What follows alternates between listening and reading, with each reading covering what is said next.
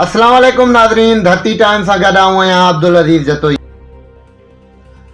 सिंध जे नाले वारे अदीब दानिश्वर महक़ूक़ गुल हसन कलमती जो परॾे मां इलाज करण लाइ गुल हसन कलमती हयाती बचाओ कमेटी पारां मेमोण ॻोठ में एहतजाजी रैली कढी वई, जंहिंमें सियासी समाजी अॻवाननि कारकुननि साफ़िन रहवासियुनि वॾे तादाद में शिरकत कई। रैली मेमोण ॻोठ जे मुख्य चौक खां शुरू कई वई, जंहिंजी अॻवानी अवामी प्रेस क्लब मलीर जे सदर अब्दुल कादिर दर्स, कराची रूरल नेटवर्क जे अॻवान सलीम जी मेमोण, क़ौमी अवामी तहरीक जे मरकज़ी इंफॉर्मेशन सेक्रेटरी काशिफ कासकेली, हैंड्स अॻवान खलील वाडेलो, आबादगार अॻवान अज़ीम दुकान, सोशल डेवलपमेंट ऑर्गेनाइजेशन जे अॻवान रमज़ान मेमोण, असलम मेमोण, मागीर समाजी संगत जे अॻवान यूनिस कासकेली, रुकैया कासकेली समाजी अॻवान सदीक बलोच, गुलाम रसूल बलोच, बरकत अली कासकेली, खिदमत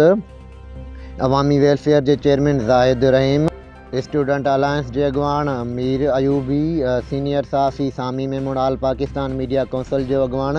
नज़ीर सिंधेलो करे रहिया हुआ। उन रैलीअ में शरीक मर्दनि, औरतुनि ऐं ॿारनि जे हथनि में बैनर ऐं प्ले कार्ड हुआ, जेके गुल हसन कलमती जो परॾे मां इलाज कराइण जो मुतालबो करे रहिया हुआ। रैली में शरीक सवे माण्हुनि सिंध बचायो, गुल हसन जी ज़िंदगी बचायो, गुल हसन जो परॾे मां इलाज करायो जा उॿिरारींदड़ नारा हणंदे पैदल मार्च कंदे अवामी प्रेस क्लब मलीर पहुता, जिते ख़िताब कंदे अॻवाननि चयो त गुल हसन कलमती न रुॻो मलीर पर पूरी सिंध पाकिस्तान जो असासो आहे, जंहिं कराची सिंध समेत बलोचिस्तान ऐं मुल्क जे ॿियनि इलाइक़नि में तारीख़ी मागन मकाननि ते तहक़ीक़ाती मकाला ऐं किताब लिखी उन्हनि खे पूरी दुनिया में रोशनास करायो आहे। उन्हनि चयो त जेकॾहिं सियासतदान, वज़ीर, मशीर, फ़नकारनि ऐं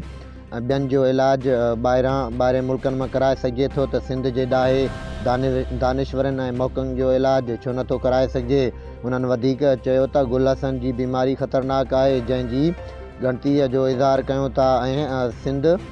तोड़े वफ़ाक़ी हुकूमत खां मुतालबो कयूं था त खेसि ॿाहिरे मुल्क मोकिले बहितरीन इस्पताल मां इलाज करायो वञे, ॿी सूरत में एहतजाज जो दाइरो वधाईंदासूं।